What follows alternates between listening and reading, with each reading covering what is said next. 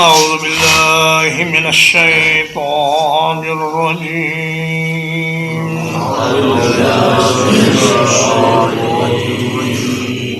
وقال إني ذاهب إلى ربي سيهدين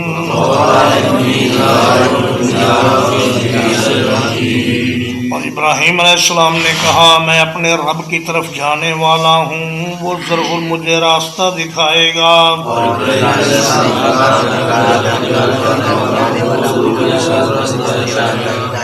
رب هب لي من الصالحين، اے میرے رب مجھے نیکوں میں سے ایک بیٹا عطا فرما۔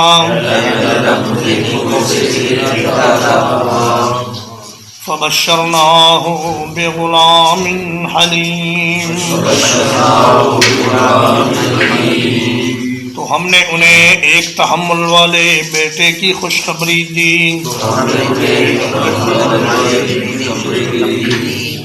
ابراہیم علیہ السلام نے جب دیکھا کہ اتنا بڑا معجزہ دیکھنے کے بعد بھی، آپ کے آگ سے صحیح سلامت نکل آنے کے بعد بھی ان کی قوم کے لوگ ان پر ایمان نہیں لائے، صرف ایک ان کے بھتیجے حضرت لوط علیہ السلام وہ ان پر ایمان لائے، اور یا ان کی بیگم صاحبہ سیدہ سارہ وہ ایمان والی تھی، باقی ساری قوم کفر و شرک پر تھی۔ تو انہوں نے فیصلہ کیا کہ اب اس دارالکفر سے ہجرت کرنی چاہیے۔ چنانچہ انہوں نے فرمایا میں اپنے رب کی طرف جاتا ہوں، یعنی میں اللہ کی رضا کی خاطر ہجرت کرتا ہوں۔ سیاحدین میں سین جو ہے یہ تاکید کے لیے ہے کہ وہ ضرور مجھے راستہ دکھائے گا۔ جب عراق سے نکلے تو انہیں کچھ پتہ نہیں تھا کہ مجھے کدھر جانا ہے۔ اللہ سے دعا کی یا اللہ مجھے کوئی صحیح راستہ دکھا اور کسی اچھی جگہ پہ لے جا۔ چنانچہ ان کا رخ ہو گیا مصر کی طرف۔ جب مصر پہنچے تو وہاں کے ظالم بادشاہ نے سیدہ سارہ پر دست درازی کی کوشش کی، جس میں وہ ناکام رہا اور اس کا ہاتھ شل ہو گیا۔ پھر سیدہ سارہ کی دعا سے وہ ٹھیک ہوا، تو اس نے اپنی ایک بیٹی سیدہ ہاجرہ یہ سیدہ سارہ کی خدمت میں بطور تحفے کے پیش کر دی اور کہا کہ میری اس بیٹی کو آپ ساتھ لے جائیں، یہ آپ کی خدمت کرے گی۔ سیدہ سارہ نے پھر ہاجرہ کا نکاح اپنے شوہر سے کر دیا، سیدنا ابراہیم علیہ السلام سے۔ چنانچہ سیدہ ہاجرہ میں سے اللہ پاک نے ابراہیم علیہ السلام کو وہ بیٹا عطا فرمایا جس کی انہوں نے دعا کی تھی، رب ہب لی من الصالحین۔ صالح ہونا بہت بڑا درجہ ہے۔ حضرت یوسف علیہ السلام نے بھی یہ دعا کی کہ توفنی مسلما والحقنی بالصالحین، اور سیدنا سلیمان علیہ السلام نے بھی یہ دعا کی وادخلنی برحمتک فی عبادک الصالحین۔ تو صالح اسے کہتے ہیں جس کا ہر کام ٹھیک ہو، اور جو ہر کام کرنے سے پہلے اللہ کی رضا کو دیکھے اور اس کے حکم کو دیکھے اور رسول اللہ صلی اللہ علیہ وسلم کی تعلیم پر چلے، اسے صالح کہتے ہیں۔ بشرناہ بغلام حلیم، ہم نے اسے ایک نہایت تحمل والا، صبر والا، حسن اخلاق والا، حوصلے والا بیٹا عطا کیا۔ تحمل میں یہ چاروں چیزیں شامل ہیں، حسن اخلاق بھی، صبر بھی، حوصلہ بھی، بردباری بھی۔ تو ہم نے ایسا بیٹا ان کو عطا کیا۔ فلما بلغ معه السعي، پھر جب وہ بیٹا ان کے ساتھ دوڑ دھوپ کی عمر کو پہنچا، قال یا بنی، ابراہیم علیہ السلام نے کہا اے میرے پیارے بیٹے، انی ارا فی المنام، بلا شبہ میں خواب میں دیکھتا ہوں، انی اذبحک، یہ کہ میں تجھے ذبح کر رہا ہوں، فانظر ماذا تری، پس دیکھ تیری کیا رائے ہے، قال یا ابت افعل ما تؤمر، بیٹے نے کہا اے ابا جان آپ کر گزریے جو آپ کو حکم دیا گیا ہے،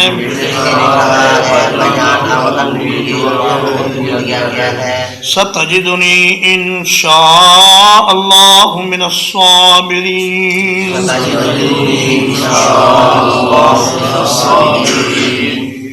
یقیناً آپ مجھے اللہ نے چاہا تو صبر کرنے والوں میں سے پائیں گے۔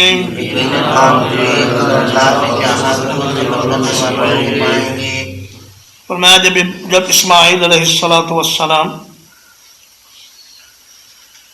7-8 سال کی عمر کے ہوئے، مصر کو جب آپ نے دیکھا کہ یہ جگہ رہنے کے قابل نہیں ہے، تو پھر وہاں سے آپ شام کے علاقے کی طرف چل پڑے اور بیت المقدس کے قریب آ کر رہائش اختیار کر لی۔ تو اللہ پاک نے اس برکت والی زمین میں حضرت ابراہیم علیہ السلام کو لا بسایا۔ پھر سیدنا ابراہیم علیہ السلام نے اللہ کے حکم سے سیدہ ہاجرہ اور سیدنا اسماعیل علیہ السلام کو مکہ مکرمہ کی سرزمین میں جا کر بسا دیا، وہاں ان کو ٹھہرا دیا اور کہا کہ اللہ کا حکم یہی ہے کہ تم لوگ اس بے آباد زمین میں رہو اور اللہ پاک تمہیں ضائع نہیں کرے گا۔ چنانچہ اللہ نے ان کو آب زمزم عطا فرمایا اور ان کی پوری حفاظت فرمائی، اور ان کے پاس رونق کے لیے بنو جرہم کو لا کر وہاں بسا دیا، اور اس طرح وہ سنگلاخ زمین جس میں نہ کوئی کھیتی تھی، نہ کوئی پانی تھا، نہ کوئی آبادی تھی، اللہ پاک نے اس نیک خاتون اور ان کے بیٹے کی وجہ سے وہاں پانی کا چشمہ بھی جاری کر دیا اور آبادی بھی بن گئی، اور دنیا کی ہر نعمت وہاں پر اللہ پاک نے میسر فرمائی۔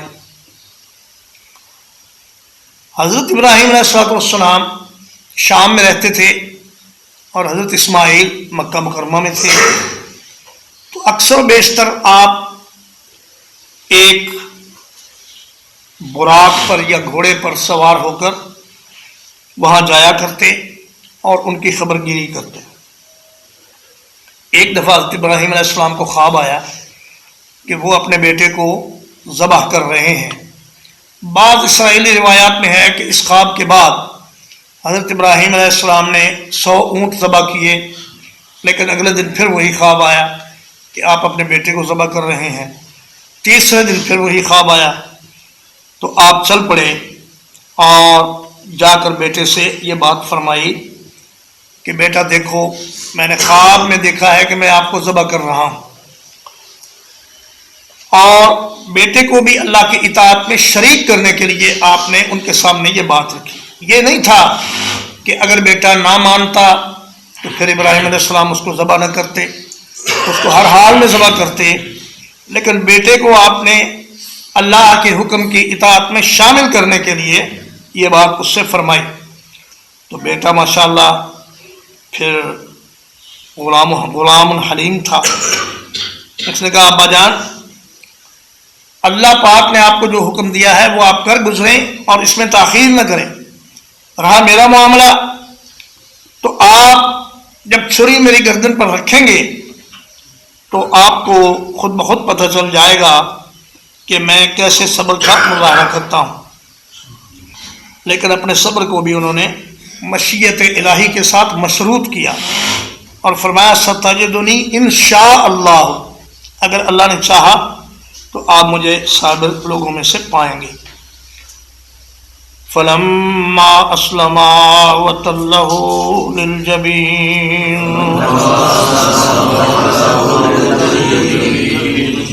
جب وہ دونوں حکم مان گئے اور انہوں نے اس کو پیشانی کی ایک جانب لٹا دیا،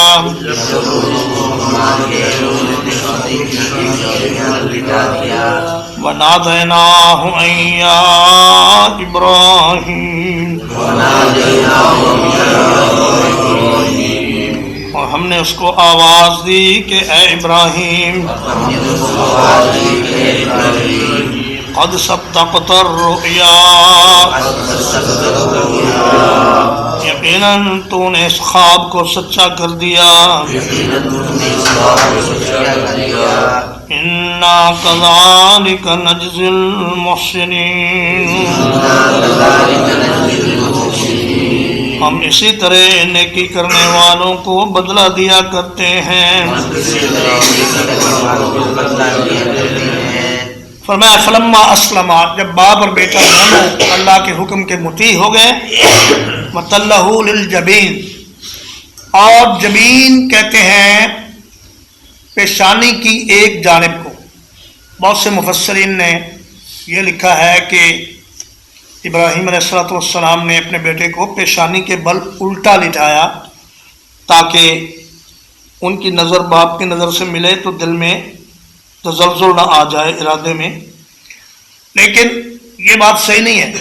صحیح بات یہ ہے کہ آدمی الٹا لیٹا ہوا ہو تو اس پر چھری چلائی نہیں جا سکتی، اور علماء تفسیر یہ فرماتے ہیں کہ جبہہ کہتے ہیں پیشانی کو، وَلِلْمَرْءِ جَبِينَانِ، اور ہر آدمی کی دو جبینیں ہوتی ہیں، یعنی یہ جو سائیڈ ہے کن پٹی والی، اس کو جبین کہتے ہیں۔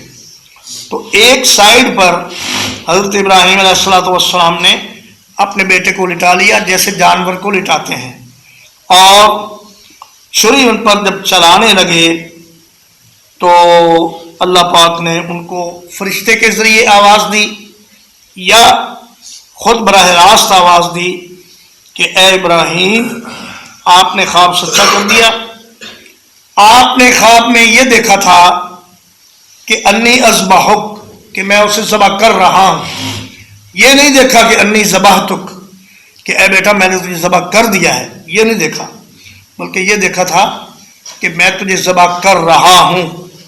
تو تو نے اپنی جانب سے پوری کوشش کر دی، اپنا بیٹا اللہ کی بارگاہ میں پیش کر دیا اور پوری طرح اس کو ذبح کرنے کے لیے تیار ہو گئے، تو آپ نے وہ خواب سچا کر دیا۔ اب ہم اسی طرح نیکوکاروں کو بدلہ دیا کرتے ہیں کہ تکلیف مالا یطاق اپنے بندوں کو نہیں دیتے۔ جو چیز انسان کی طاقت سے باہر ہو، اللہ پاک اس وقت اپنا حکم واپس لے لیتے ہیں۔ اس سے بہت سی روایات ہیں کہ جب لے کر چلے تو رستے میں شیطان آیا، اس کو 7 کنکریاں ماری، پھر دوسرے جمرے کے پاس پہنچے تو وہاں شیطان پھر آیا، پوچھا ابراہیم کہاں لے جا رہے ہیں اپنے بیٹے کو؟ کہا ذبح کرنے۔ کہا کوئی اپنے بیٹے کو بھی ذبح کرتا ہے؟ انہوں نے کہا اللہ کا حکم ہے تو دفع ہو جائے مردود۔ اسی طرح بیٹے سے بھی کہا تجھے تیرا باپ ذبح کرنے لے جا رہا ہے۔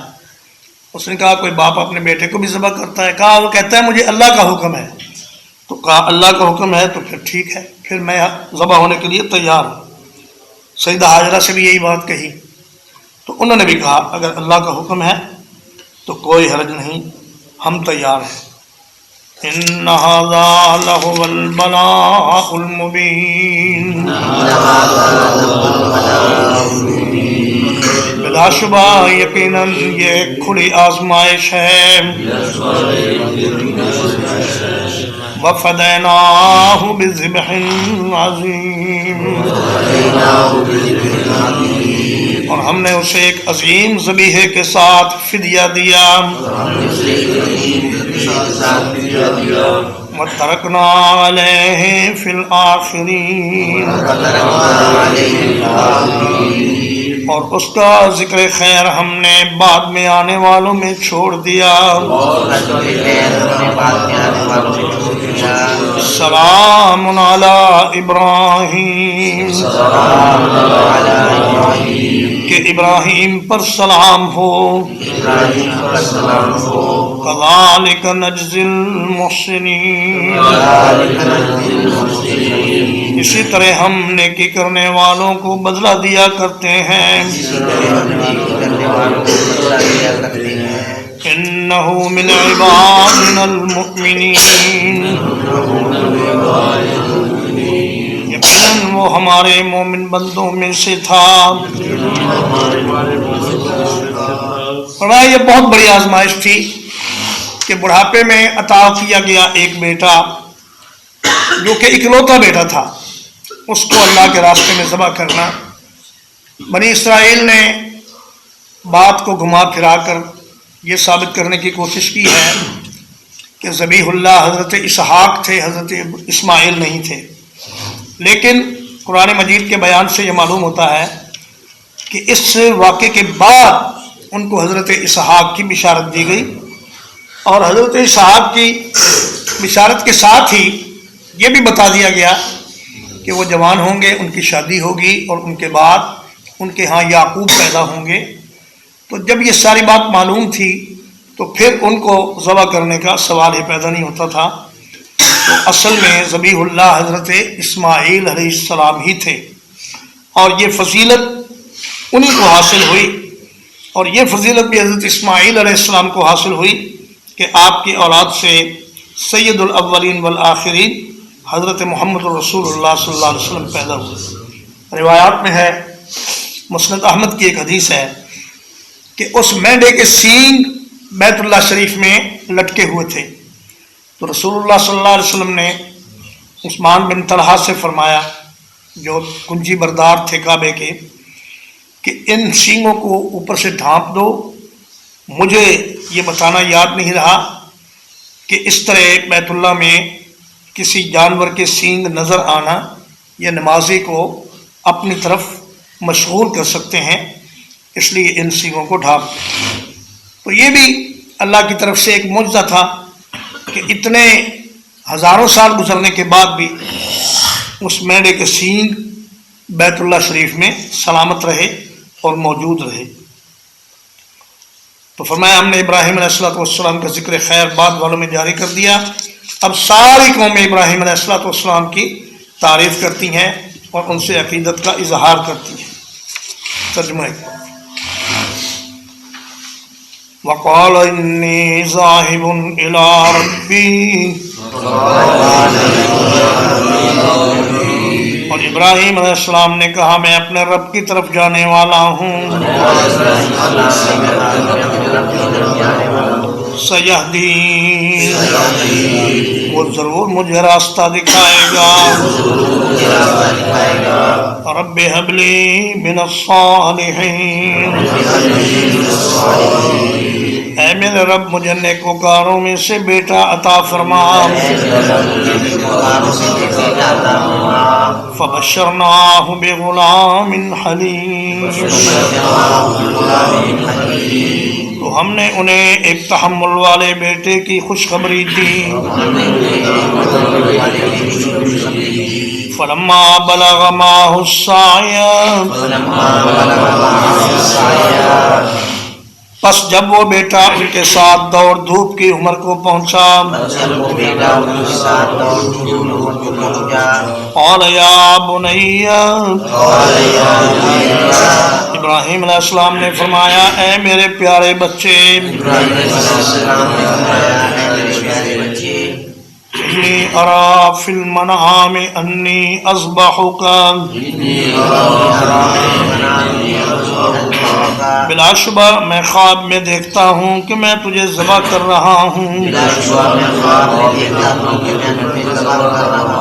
فانظر ماذا تری، پس دیکھ تیرا کیا خیال ہے۔ قال یا ابت افعل ما تؤمر، کہا اے ابا جان کر گزریے جو آپ کو حکم دیا گیا ہے۔ ستجدنی انشاء اللہ من الصابرین،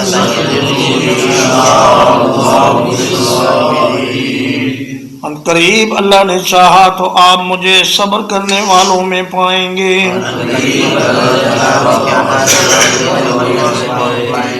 فلما اسلما وتلہ للجبین،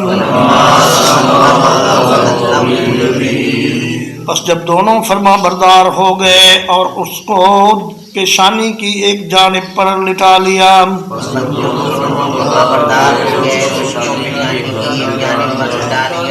وَنَادَيْنَاهُ أَن يَا إِبْرَاهِيمُ،